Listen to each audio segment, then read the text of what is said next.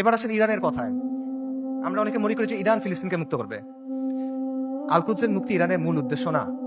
ইরানের মূল উদ্দেশ্য হলো মধ্যপ্রাচ্যে শিয়াদের যে ক্ষমতা এটা বৃদ্ধি করা, শিয়া অ্যাক্সিস বলে যেটাকে, এবং এটা সে করবে অ্যাট ইয়োর কস্ট।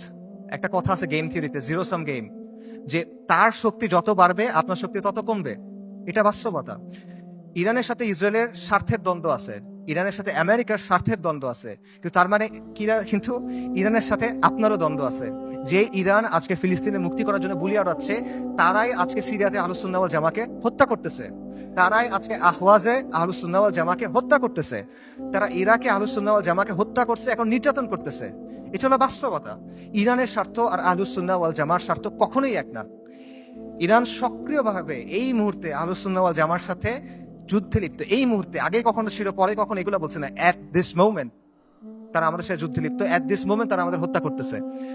আমেরিকা যখন আফগানিস্তানে আক্রমণ করছে, আমেরিকা যখন ইরাকে আক্রমণ করছে, ইরান তাদেরকে সহায়তা করছে। এটা তাদের মুখের কথা, এটা আমি বানায় বলতেছি না, আপনারা গিয়ে চেক করেন। মুহাম্মদ খাতামি ইরানের প্রেসিডেন্ট ছিল 97 থেকে 2005 পর্যন্ত সম্ভবত। তার একটা বক্তব্য আছে যে তালিবানের বিরুদ্ধে আমরা আমেরিকাকে সাহায্য করছি, স্পষ্ট বক্তব্য আছে তাদের, এগুলো লুকোছাপার কিছু না। এবং সবচেয়ে বড় যে বিষয়টা ইরানের ব্যাপারে সতর্ক হওয়ার সবচেয়ে বড় কারণ হলো যে তাদের সাথে আমাদের আকীদার দ্বন্দ্ব আছে, তাওহীদের ব্যাপারে দ্বন্দ্ব আছে। তারা আল্লাহর উলুহিয়াত, আল্লাহর রুবুবিয়াত, আল্লাহর সিফাতের ব্যাপারে শিরক করে।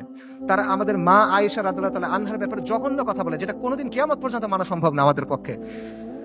তারা সাহাবায়ে কেরাম রাদিয়াল্লাহু তাআলা আনহুম আজমাইনকে তাকফির করে, এটা কোনোদিন পর্যন্ত মানা সম্ভব না। এগুলো কোনো ফুরুই বিষয় না ভাই। এই জিনিস মেনে আপনি কোনো কিছু করতে পারবেন না। আল্লাহ আল কুদসকে এই শিরকের সাথে এই করে আপনি মুক্ত করতে পারবেন না। ইরানকে আপনার দেখতে হবে ক্রুসেডের সময়ে উবাইদি সাম্রাজ্যের মতো করে। ক্রুসেডের সময়ে একটা সাম্রাজ্য ছিল, উবাইদি সাম্রাজ্য। এটাকে আপনারা অনেকে ফাতেমি খিলাফত নামে ছিলেন। এরা আকিদাতে ছিল ইসমাইলি শিয়া, মানে ইমামি শিয়াদের চেয়েও খারাপ, বাতেনি এরা, ইসমাইলি শিয়া। তারাও জেরুজালেমকে মুক্ত করার কথা বলতো, তারাও ঐক্যের কথা বলতো, কিন্তু ইতিহাস খুলে দেখেন তাদের ভূমিকা কি ছিল। আহলুস সুন্নাহর সাথে তাদের ভূমিকাটা কি ছিল, এটা ইতিহাস খুলে দেখেন।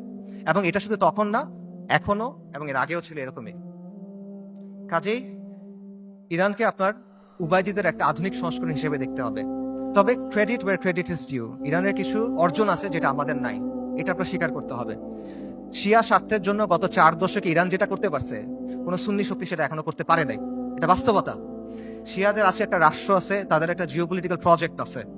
মধ্যপ্রাচ্যে আহলুস সুন্নাহর এরকম কোনো কিছু এখনো নাই।